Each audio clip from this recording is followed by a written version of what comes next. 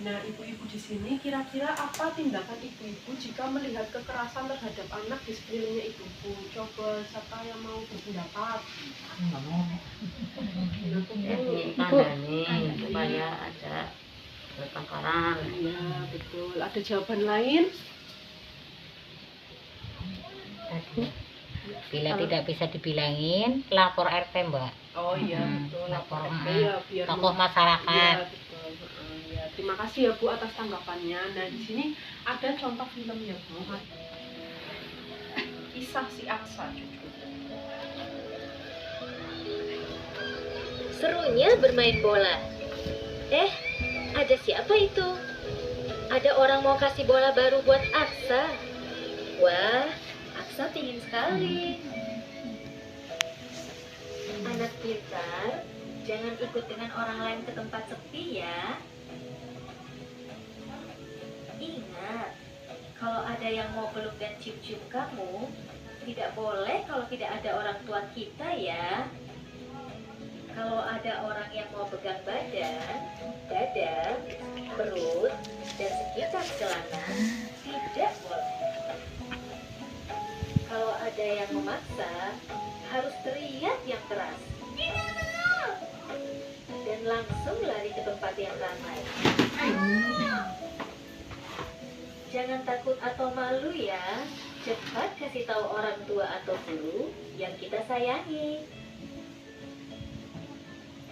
Tidak boleh ada yang memaksa kita untuk melakukan hal yang tidak kita sukai.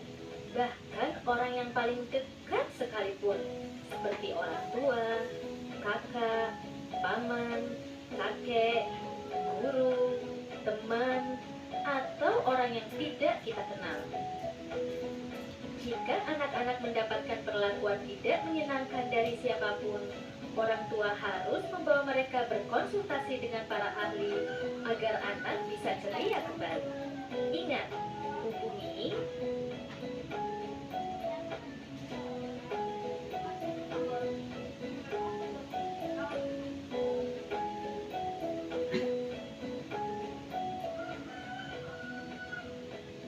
Nah, kira-kira dari film tadi apa pelajaran yang dapat kita ambil, Bu? Poin apa yang Ibu pahami? Ada yang bisa menjawab? Yang tadi. Iya, film yang tadi. Film yang tadi. Tidak mudah percaya sama orang. Iya. Jangan mau dikasih hadiah atau jajan. Iya, betul. Terus apa lagi? Diajak orang Jangan diajak orang yang tidak dikenal ya Bu. Nah, jadi saya tambahkan ya Bu, nilai yang dapat kita ambil dari film si Aksa dan si Geni tadi itu yang pertama, kita harus mengajarkan anak daerah sensitif Bu. Jadi seperti dada, perut sama daerah vital ya, seperti pantat dan alat kelamin. Itu kasih tahu anak jangan mau dipegang sama orang yang tidak dikenal. Kecuali keluarganya. Keluarga pun ya cuma bapak sama ibu aja, iya. Jangan anak diajarkan jangan malu-malu untuk bercerita ya Bu kepada kita. Terus yang kedua jangan mau dikasih permen sama orang yang tidak dikenal. Bukan bukan diracuni atau dibius ya kan. Betul. Jadi jangan mau anak dikasih permen. Terus yang ketiga jangan jangan mendekat sama orang yang tidak dikenal. Betul. Kalau semisal anak-anak terjadi tindak pelecehan atau tindak kekerasan, itu anak diajarkan untuk lapor ke guru, ke orang tua, atau kalau misalnya nggak ada siapapun teriak minta tolong gitu ya Bu. Nah, kalau ibu-ibu anaknya ada yang terjadi seperti itu, biasanya anak cerita ya Bu, mau aku nih sekolah ini. Nah, kewajiban kita sebagai orang tua itu untuk lapor kepada perlindungan anak. Jadi nanti itu kita dikasih kayak konseling Bu. Jadi kan anak biasanya trauma ya Bu, kalau setelah terjadi istilahnya pelecehan, kekerasan itu biasanya anak trauma. Nah, kita sebagai orang tua itu wajib istilahnya nambani lah ya Bu, nambani konseling ke psikolog seperti itu, biar anak itu kembali ceria dan kembali tidak trauma seperti itu. Nah, di sini saya akan menjelaskan mengenai cara pencegahan kekerasan di keluarga.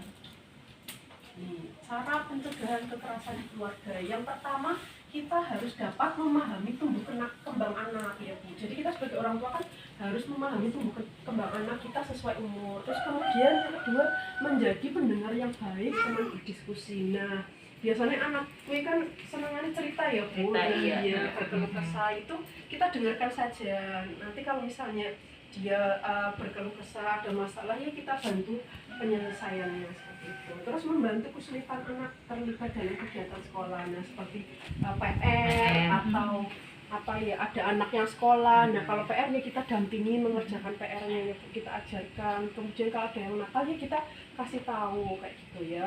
Ya apa ya, kalau misalnya ya kamu jangan nakal, tapi nih misalnya kamu diganggu ya kamu harus berani melawan seperti itu. Terus kemudian menyediakan waktu yang berkualitas untuk anak. Nah ini usahakan bapak dan ibu jangan terlalu sibuk, ya Bu, ya sediakan waktu untuk anak biar anak itu mendapatkan kasih sayang, Perhatian penuh, betul, perhatian. Kemudian memberikan pujian kepada anak jika anak berperilaku baik. Nah misalnya kayak anaknya rajin sholat, rajin sinau, lah itu nggak apa-apa, kita puji ya biar dia lebih semangat ya Bu dalam melakukan tindakan itu ya. Kemudian tidak menghardik atau menghakimi anak apalagi di depan orang lain. Nah ini biasanya kita kan tanpa kita sadari ya Bu, kadang anak minta apa kita marah-marah. Iya biasanya kayak gitu ya Bu. Nah kita sebagai orang tua ya aja nesu lah, dia mau apa maupun di situ ya nak, ibu lagi anak lagi anak perlu. Terus kemudian selanjutnya tidak memberi julukan negatif kepada anak. Lah ini biasanya orang tua itu tidak memanggil anak sesuai namanya. Iya itu jangan ya Bu, dihindari ya Bu kayak gitu. Kan terus ibunya sing nama apik-apik masa diundangnya sejen ya. Terus kemudian mengenali pergaulan atau teman-teman anak. Nah ini penting ya Bu, karena biasanya itu apa ya, lingkungan itu kan berpengaruh sekali ya. Kadang kadang anak itu malah ngikutin omongan temannya daripada ibunya sendiri. Nah makanya kita harus mengenali pergaulan, kita harus kenal sama teman-temannya anaknya, ada arahnya siapa baik, terus rumahnya mana, terus sifatnya seperti apa, kita harus tahu kayak gitu. Terus kemudian melakukan kegiatan bersama termasuk beribadah. Nah ini kegiatan bersama-sama ini penting ya Bu untuk membangun apa ya istilahnya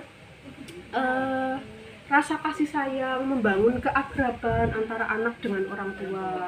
Terus kemudian mengikuti perkembangan informasi teknologi. Nah, ibu-ibu saya kan zamannya HP ya Bu.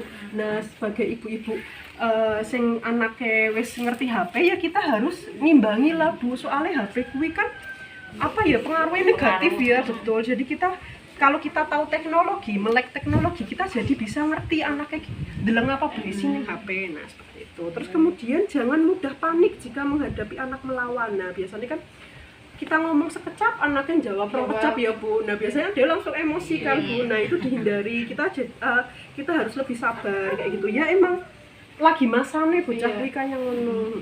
Terus kemudian yang terakhir, mengasuh adalah tanggung jawab orang tua, suami dan istri. Nah ini penting ya Bu. Nek misalnya bapak orang pada merantau, bapak kerjane ning kene ya usahakan ada waktu buat keluarga seperti itu ya Bu. Ya kita ngobrol atau apa gitu ya Bu, cerita. Nah kemudian cara pencegahan kekerasan di masyarakat. Nah ini penting ya Bu, karena biasanya lingkungan itu kan paling besar ya pengaruhnya. Nah yang pertama itu peduli sama tetangga. Jadi sama tetangga kanan kiri kita harus peduli, apalagi harus kenal ya Bu. Kan ada ya kalau di Jakarta itu kanan kirinya aja nggak tahu. Iya. Kalau di desa kan enggak ya Bu. Terus kemudian yang kedua, pertemuan RT atau RW maupun kegiatan keagamaan sebaiknya membahas juga tentang pengasuhan anak yang benar. Nah ini sebenarnya nggak apa-apa sih ya buat pemasukan Pak RT atau Pak RW-nya. Jadi kalau misalnya pertemuan kelompok itu nggak cuma bahas tentang desa aja, atau pas pengajian juga nggak apa-apa sih sebenarnya, diseling-selingi apa ya tentang apa pengasuhan anak, sebenarnya itu nggak apa-apa sih Bu. Terus yang kemudian mengenali lembaga-lembaga perlindungan anak dan bagaimana mengaksesnya. Nah kalau di Bumi Ayu itu kan susah ya Bu, kita harus ke Brebes kalau mau mengakses. Jadi kalau semisal apa ya ada kekerasan di antara ibu-ibu KPMPKH ya nggak apa-apa, ngadunya ke pendampingnya nggak apa-apa. Terus kemudian yang keempat, melapor ke lembaga perlindungan anak atau aparat setempat jika ada dugaan terjadinya kekerasan pada anak. Nah, semisal anaknya anak yang digebukin pakai benda tumpul kayak gitu kan biasanya memar-memar ya, terus bisa juga sampai cacat. Nah itu nggak apa-apa Bu, kalau kita sebagai tetangga itu lapor ke polisi nggak apa-apa kayak gitu. Nah jika mengetahui melihat ada kekerasan, maka wajib membantu anak untuk segera diamankan. Lah semisal ibu anak tangga itu anaknya digebuki nganggo benda tumpul, kuwi kan wis istilahnya medeni ya Bu, wis ngeri, wis bahaya. Nah kalau melihat tindakan seperti itu, yang pertama diamankan itu anaknya.